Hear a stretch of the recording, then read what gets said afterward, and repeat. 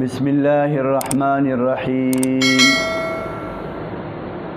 د پیغمبر صلی الله علیه وسلم په ارشاداتو کې راځي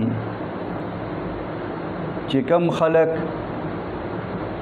اهل جنت دي د هغې صفتونه بیان کړي دي چې اهل جنت یعنی جنت تتلونکي خلقو کې به دا صفتونه وي.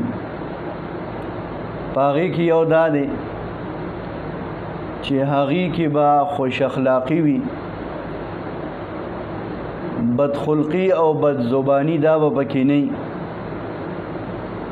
دویم صفت دا بیان کړی دی چې په هغه باندې ظلم وشي، څوک پې ظلم وشي نو دی به د خپل ظلم بدله نه اخلي بلکې معافي کوونکی وي.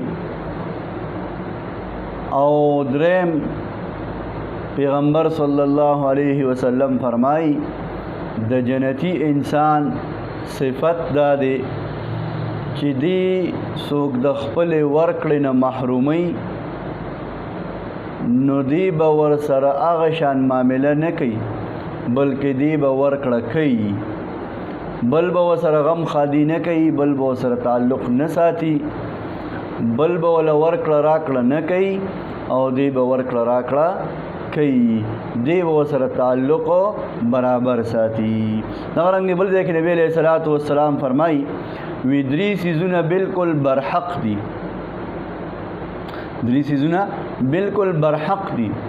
نمبر 1 چې پچا ظلم وشو او دغه کس د الله د رضا دپاره معاف کو نو الله بدل عزت ورکي. او دویم نمبر پیغمبر علیه الصلاۃ والسلام فرمایي څوک چې د سوال دروازه کولو کی د مال د زیاتولو دپاره، د مال د ګټلو دپاره د سوال دروازه کولو کی نو الله جل شانه به دې ټول عمر محتاج ساتي، دې به چرم پوره نشي.